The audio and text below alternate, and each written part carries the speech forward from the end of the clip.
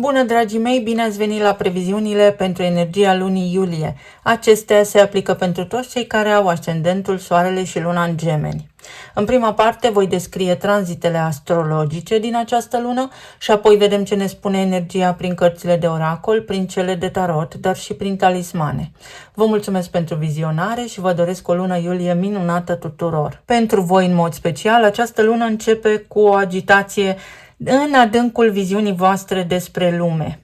Neptun, cel care are legătură cu confuzia, cu imaginația, spiritualitatea, decepția, dar și magia, se află în Berbec, pe casa a 10-a în cazul vostru, pe casa carierei, pe casa reputației, a locului vostru vizibil în această lume, profesia voastră. Iar Neptun, în acest sens și în această casă, dizolvă granițele dintre ceea ce crezi că ești profesional și ceea ce ești cu adevărat. Este un fel de curățenie de vară.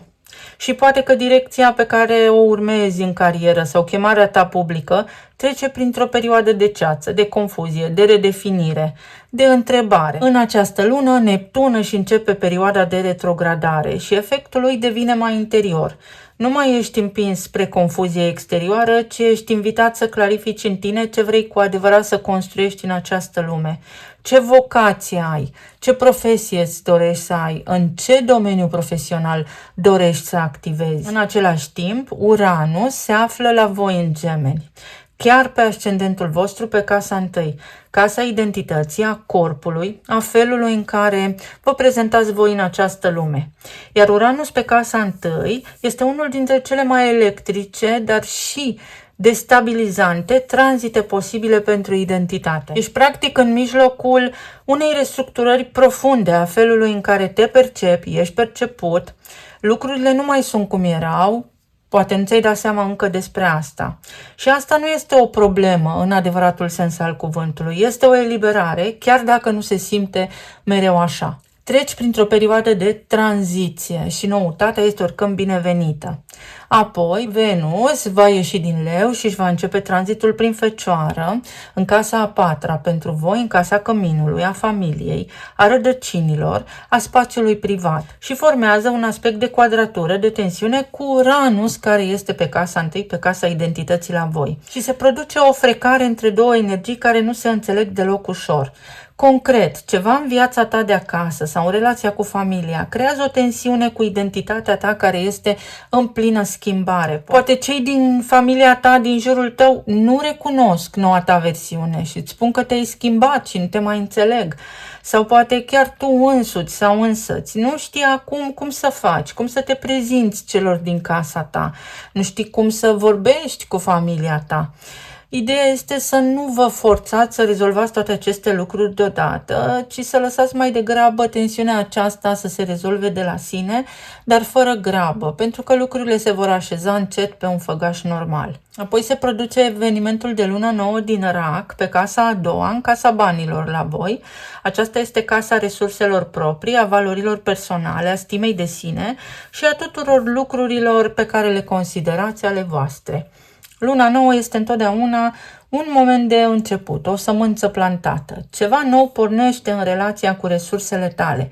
Poate o nouă sursă de venit, poate o decizie legată de ce prețuiești cu adevărat, poate o resetare în felul în care îți gestionezi banii. Este un moment bun în care să te întrebi ce am nevoie ca să mă simt mai stabil și în siguranță din punct de vedere material.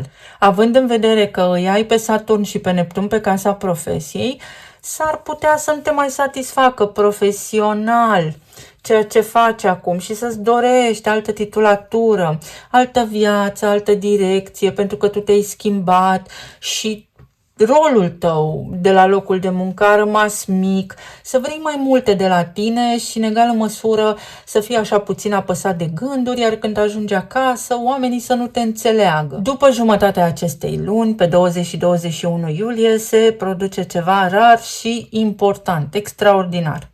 Jupiter, care se află în Leu pe casa a 3-a, în cazul vostru, care este casa comunicării, a scrisului, a ideilor, a relațiilor cu familia extinsă, dar și cu drumurile pe distanțe scurte, formează în aceeași perioadă 3 aspecte majore astrologice cu planete lente. Un aspect benefic, un trigon cu Neptun din casa a 10-a. O opoziție, adică un aspect de tensiune cu Pluton care este în retrogradare în Vărsător din casa a noua. Și un alt aspect benefic, un sextil cu Uranus care este în Gemeni pe casa întâi. Casa a treia este teritoriul vostru natural, casa voastră. Mintea rapidă, cuvântul, conexiunile, schimbul de idei. Asta reprezintă casa a treia. Jupiter aici înseamnă că această zonă explodează în sensul bun. Mai multe idei, mai multă comunicare, mai multe oportunități care vin prin ceea ce spui și prin ceea ce faci, dar și prin modul în care spui. Putere în cuvânt. Aspectul dintre Jupiter și Neptun din casa a 10-a conectează comunicarea cu vocația ta, ce spui cu profesia ta. Cuvintele tale îți pot construi acum reputația sau prin ceea ce spui, prin cum te poziționezi, prin cum gândești, poți rezolva ceva la locul de muncă, îți poți schimba profesia.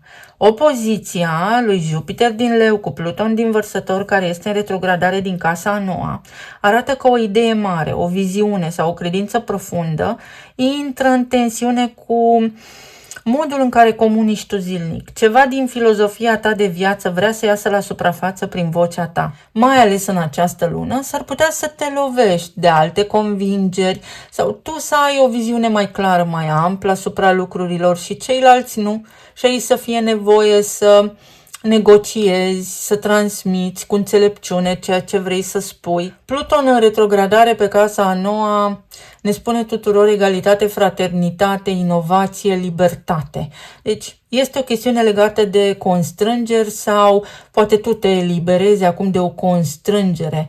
Dacă cineva, metaforic vorbind, ți-a pus mâna la gură, acum poți îndepărta acea mână pentru că devii liber, ești liber să spui ceea ce gândești. Aspectul favorabil pe care Jupiter din Leu îl va face cu Uranus din casa întâi din Gemeni, adică sextilul, adaugă o prospețime și originalitate în exprimarea ta, o sclipire de geniu, vorbești diferit, gândești diferit, iar asta atrage, te face foarte magnetic. Și sigur că amplifică, ai mai multă energie, ai mai multă putere în ceea ce spui. Cuvintele tale au putere, dar sunt și o sabie cu două tăișuri, să aveți grijă în acest sens. Și guvernatorul vostru Mercur își reia mersul direct în Rac, pe casa a doua, unde a fost retrograd din 29 iunie și probabil a încălcit, a blocat deciziile legate de conversațiile legate de bani și de resurse sau v-a făcut ravagii în cheltuieli. Însă, gata, claritatea revine, deciziile financiare amânate pot fi luate, în sfârșit conversațiile despre valoare, negocierile sau conversațiile despre ceea ce este al tău, despre banii tăi munciți de tine pot fi reevaluate cu mintea mai limpede. Dacă ați avut haos în buget, acea perioadă se încheie. Și Soarele își începe tranzitul prin Leu, îi se alătură lui Jupiter pe casa a treia, zona de comunicare și de exprimare a ideilor se luminează complet. Urmează câteva săptămâni în care vrei să vorbești, ori călătorești pe distanțe scurte, poți să scrii, te poți conecta cu oameni, poți să transmiți ideile tale, pentru că vocea ta, exact cum am spus, are această forță aparte în această perioadă. Spre sfârșit de lună se produc două lucruri simultan și ambele extrem de importante și Saturn intră în retrogradare în Berbec pe casa a 10-a alături de Neptun. Saturn, așa cum știm, este planeta structurii, a maturității, a disciplinei și a limitelor. Când intră în retrogradare pe casa a 10-a, cere practic revizuirea structurilor pe care le-ai construit în carieră, dar și în direcția ta publică. Ce ai construit profesional în ultimele luni este solid sau nu? Este miraj sau nu? Mergi în direcția potrivită? Este un moment important de revizuire, nu de acțiune exterioară. Să analizezi, practic, dacă ești în locul potrivit și dacă faci ceea ce te împlinește cu adevărat, dacă îți urmezi vocația, dacă faci ceea ce trebuie și dacă locul tău de muncă actual te satisface profesional, personal sau nu. Și tot pe 26 iulie, nodurile lunare își schimbă axa pentru un an și jumătate. Nodul nord intră în Vărsător pe casa a nouă, îl va întâlni pe Pluton în retrogradare, dar pe Pluton pentru următorul an și jumătate, iar nodul sud intră în Leu pe casa a treia. Nodurile acestea lunare nu sunt planete, sunt două puncte matematice care marchează direcția evolutivă a sufletului atât individual cât și colectiv. Nodul sud ne arată ce lăsăm în urmă, nodul nord ne arată unde mergem, către ce ne îndreptăm. Pentru tine, nodul sud în casa a treia înseamnă că tiparul vechi al comunicării de suprafață, al saltului de la o idee la alta, fără adâncime, fără profunzime, al vorbitului mult și fără sens, al gânditului superficial, este gata. S-a terminat cu joaca. Nu că mintea ta nu ar fi sclipitoare sau nu este un dar, pentru că mintea ta este de altfel cel mai mare dar pentru tine. Doar că nu mai este suficient să fii rapid și versatil. Nodul nord pe casa a noua îți arată direcția pentru următorii ani. Filozofie, viziune de ansamblu, credință, profunzime, studiu profund, căutarea unui sens mai larg. De la a colecta date și informații mărunte și de la a ne uita la știri și a ști tot ceea ce se întâmplă pe feed, acum energia pe voi, în mod deosebit, vă îndreaptă către înțelepciune, către profunzime, către structură, către inovație, către comunități, către rețele mari de oameni, către a ști ce se întâmplă în întreaga lume, dar la nivel profund, un sens mai profund al vieții. Ceea ce ai făcut până acum cere mai multă profunzime. Ceea ce înveți trebuie aprofundat și mai mult. Pe 29 iulie avem luna plină din Vărsător, care se formează pe casa a noua, aici unde avem filosofia, unde avem credința, unde avem călătoriile pe distanțe lungi și viziunea despre lume. O încheiere, o culminație, ceva legat de sistemul tău de credințe, o viziune sau un drum lung, ajunge într-un punct de claritate sau de încheiere. Este prima lună plină pe această nouă axă nodală și are în ea energia unui prag, a unui început, de capitol, în relația ta cu sensul și cu înțelepciunea. Și în aceea zi, Jupiter face o conjuncție exactă cu Soarele în Leu pe casa a treia, iar această zi este una dintre cele mai importante și generoase ale anului pentru tine, pentru tot ceea ce ține de comunicare, de scriere, de idei și de conexiuni. Dacă există ceva ce vrei să spui, dacă ai vreo idee, dacă există ceva ce vrei să publici, această zi este una, să spunem, de aur pentru tine. În concluzie, iulie, la nivel general, este o lună în care ai putere în cuvânt, dar este și o lună în care ești chemat să te mai oprești la suprafața care sclipește și este strălucitoare, pentru că sub această suprafață, sub ochiul apei, este ceva mai valoros, o viziune, o credință, un sens mai profund al vieții. Și acesta este darul real al acestei luni pentru tine, profunzimea. Să vedem acum ce ne spune și energia. Cred că arhetipul vostru este cel care se plictisește cel mai repede și coboară cel mai rar în profunzime. Va fi o lună interesantă pentru voi. Uite, perseverență, siguranță. Exprimă atât de bine această carte ce ne-au transmis tranzitele. Vă mulțumiți cu suprafața în loc să vedeți ce este îngropat în adâncuri, profunzimea. Și energia vă spune că puteți pătrunde în această lume, în misterul vieții. Relațiile voastre pot fi mai profunde. Sunteți chemați la apel de energie să vedeți asta. Avem aici cimbrul, prezență și conștiință de sine. Așa a apărut, dacă nu mă înșel, și la berbec. Poate aveți de-a face cu berbecul. Sau poate este vorba despre o inițiativă. Este și o protecție aici de paraziți intestinali sau energetici. Aceste două mesaje spun în felul următor. Ai grijă că s-ar putea să risipești energie multă pe lucruri inutile sau insignifiante pentru tine. Uită-te cu adevărat la lucrurile care contează și acolo alocă energie. Avem carneol ca și cristal, energie, leadership și creativitate. Energia din casa a 10-a, unde vor retrograda în această lună Neptun și Saturn, maturitate, responsabilitate, disciplină sau iluzie.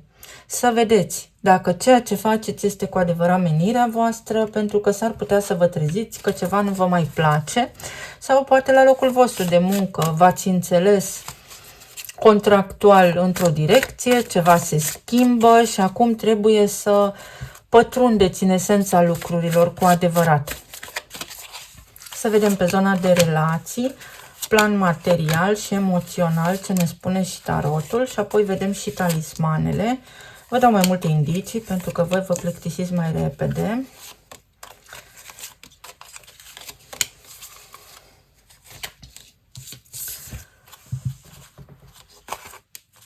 Șapte de spade, 6 de monede, 10 de spade și cavalerul de bâte. Pe zona de relații s-ar putea unii dintre voi să traversați o perioadă de lipsă de chef de comunicare, pentru că l-aveți pe Uranus pe casa 1, pentru că aveți casa 4 în Fecioară și acolo intră Venus. Venus va face acel aspect de quadratură cu Uranus din casa 1, să nu aveți chef să dați explicații sau poate să fiți obosiți mereu pe grabă, să fiți precauți în acest sens, pentru că pot apărea mici conflicte cu partenerul de viață. Pentru alții dintre voi s-ar putea partenerul vostru de viață să aibă nevoie de atenția voastră și poate până acum nu-l băgați sau nu o băgați în seamă, dar în această perioadă nu cere atenție în mod direct, ci are partenerul sau partenera voastră de viață nevoie de atenție din partea voastră. S-ar putea să aibă niște provocări de sănătate sau pur și simplu oboseală cronică. Pentru alții dintre voi s-ar putea să fie o lună extrem de ocupată. De asemenea, ce mai este important aici este faptul că vă autosabotați pe zona de relație. Aveți niște convingeri că nu puteți depăși anumite lucruri, că voi nu puteți fi iubiți, că iubirea nu există. Nu știu cine și ce v-a supărat aici, dar este ca și când ați spune, e o relație, pentru mine niciodată. Și nu este așa. 6 de monede și cavalerul de bâte vă arată că puteți avea un parteneriat solid, jucăuș, plin de creativitate și de spontaneitate cu cineva zilnic, că puteți duce această energie, că meritați această energie. Pot fi niște tensiuni financiare care au existat la voi în casă, pot fi niște conflicte în cazul în care v-ați despărțit de cineva, conflicte care acum se pot remedia pentru că există aici o inițiativă de a scoate la suprafață ceea ce nu a funcționat sau descoperiți un adevăr.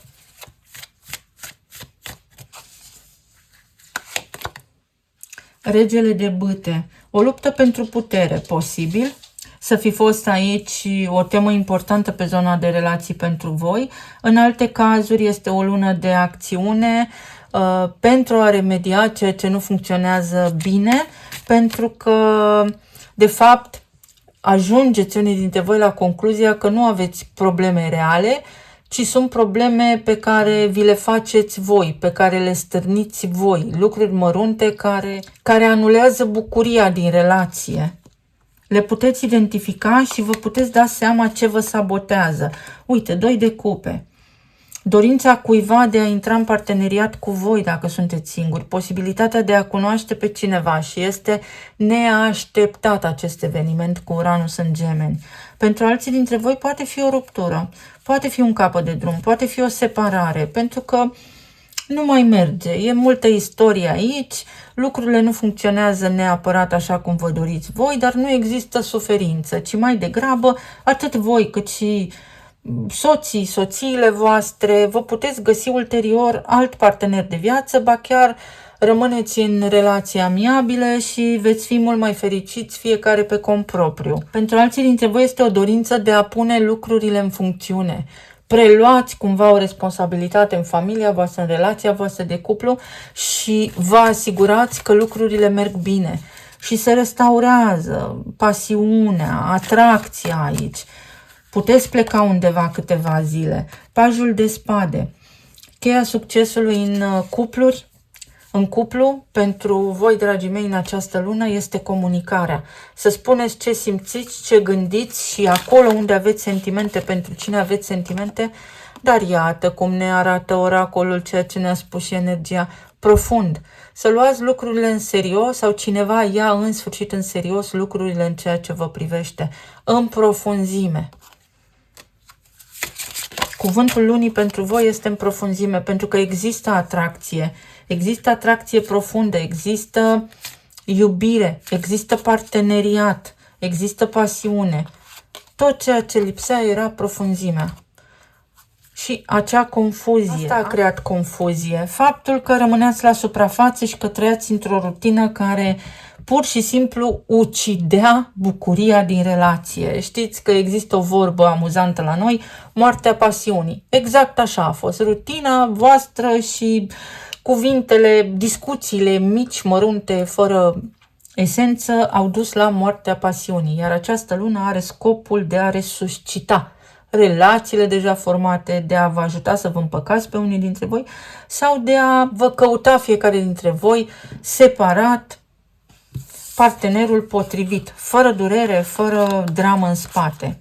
Pe zona financiară, Regina de Spade, turnul, 9 de monede și 5 de spade. Pe zona financiară, posibil Mercur în retrogradare să fi făcut ravagii. Dar, începând cu această lună, cu puțină minte limpede și cu o organizare mai bună, vă reveniți, ba chiar în unele cazuri reușiți să vă puneți și niște bani deoparte, să faceți și niște plăți anticipate. Atenție, așa cum am zis, la cheltuieli și la negocieri la locul de muncă, pentru că s-ar putea să apară niște schimbări care vă displac. Dar aceste schimbări sunt parte din noua voastră identitate. Energia vă spune să lăsați lucrurile așa cum sunt, să căutați un înțeles mai profund al lucrurilor, pentru că s-ar putea să nu fiți pe drumul corect și să aveți parte de o reconversie profesională care vă va satisface mult mai profund în viitor. Ce a fost turnul acesta aici? Niște schimbări. 3 de cupe. Schimbări care în primă fază vă șochează, dar pe termen lung sunt extrem de benefice. Sau pot fi niște soluții remarcabile, geniale la niște provocări pe care habar nu aveați cum să le rezolvați. 8 de bâte. Un progres real pe zona de profesie. Se aude cățelușa mea, să știți, care merge pe aici în gol, știți că nu vede. 6 de bâte și succes. Începe o etapă nouă pentru voi. Vă lămuriți. Această lună aduce mai multă claritate. De când a intrat Neptun în Berbec, posibil voi să fi fost obosiți, posibil să nu fi fost lucrurile foarte clare, dar acum că retrogradează atât Neptun cât și Saturn, uite, puteți reevalua niște lucruri. Se clarifică niște lucruri. Pe zona emoțională avem Asul de monede, Temperanța, 4 de bâte și Magicianul. Încheiați luna cu bine, până la urmă găsiți soluții. Iese Mercur din retrogradare, Venus intră în casa a 4-a, lucrurile se liniștesc, financiar vă reveniți, vă odihniți mai mult, puteți face o călătorie, recuperați ceva, ori starea de sănătate, ori sunteți mai activi în această lună, mai puțin obosiți, să spunem, ori aveți parte de un concediu sau aveți niște rezultate reale la locul de muncă. Pentru alții dintre voi este un tezaur, un loc de muncă mai bun, o lună mai bună la nivel emoțional, cunoașteți un om prin intermediul rutinei sau prin intermediul locului de muncă, aveți o poziție de putere. Intrați într-o poziție de putere. Poate fi inclusiv o relocare în altă țară, să știți, cu nodul nord învărsător în casa a 9-a, poate fi o relocare. Uite, justiția. Se echilibrează ceva, vă reveniți, pentru că ați fost lipsiți de aliniere. N-ați fost voi înșivă în ultimele luni. Și nebunul. O schimbare majoră. Și nu amplific nimic, este o schimbare majoră de direcție. Ori pe zona carierei, ori în ceva ce are legătură cu relația voastră, ori în ceva ce are legătură cu locuința și cu familia voastră. Poate fi o căsătorie, în unele cazuri, da, acte oficiale de căsătorie, poate fi un divorț, dar este un divorț pe curat, fără dramă, fără supărare, fără tensiune, poate fi o relocare, pot fi niște acte, poate fi un nou loc de muncă, o promovare, este tot răul spre bine. Să vedem ce ne spun și talismanele.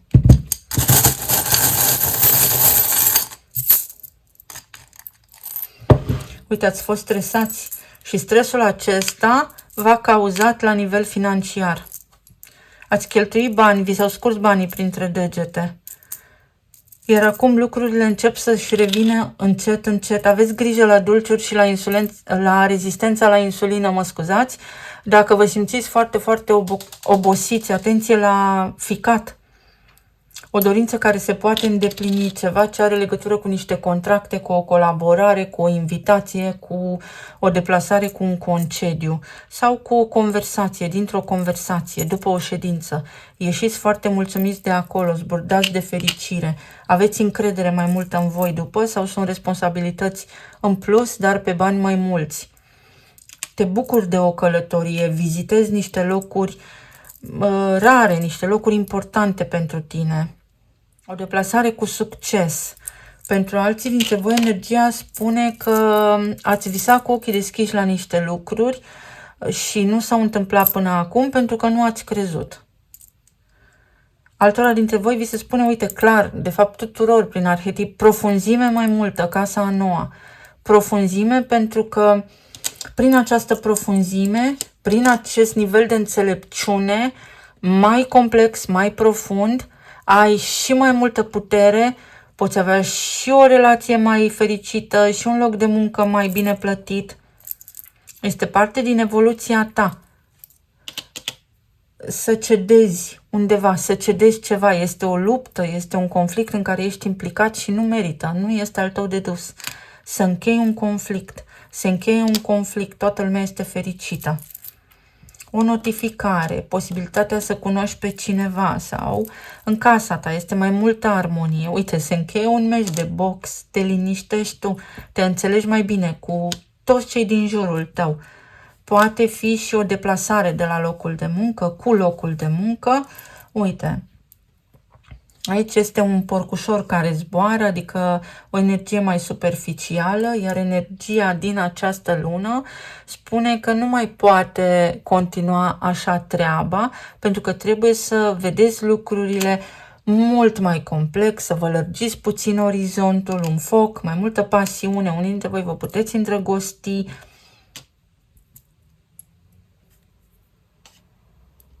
Se calmează ceva. Pentru alții dintre voi, energia spune să fiți atenți la atașamente toxice sau la tipare repetitive, dar care vă sunt vouă dăunătoare. Obiceiuri nesănătoase. Pentru alții dintre voi este energie mai multă, combustibil mai mult. Energie mai multă să faceți mai multe lucruri. Și aici avem niște plăți, reușiți să faceți niște plăți, finalizați unii dintre voi ceva. Poate eșalonați niște plăți, plătiți anticipat ceva. Pentru alții dintre voi este un final. Nu știu ce experimentați voi aici. O demisie, un loc de muncă, un capitol se închide pentru voi, dar doar pentru ca altul nou să înceapă. Aveți un as de cupe aici. Poate fi, să știți, în unele cazuri, un divorț și fiecare separat va fi mult mai bine și rămâneți în relații amiabile, prieteni, mai ales dacă aveți copii. Un pact, o negociere, o înțelegere. Ajungeți la o înțelegere. Orice ar însemna asta pentru voi, este o înțelegere din care câștigă toată lumea. Și apa, aveți nevoie de hidratare sau de emoție mai multă, să puneți suflet, să puneți emoție în ceva, 3 de cupe, pentru că dacă faceți lucrurile din suflet, materializați mai repede. Eu vă mulțumesc foarte mult, vă doresc să aveți o lună minunată, să fiți bine, sănătoși și iubiți, oriunde vă aflați și să ne auzim cu bine și data viitoare. Pa, pa!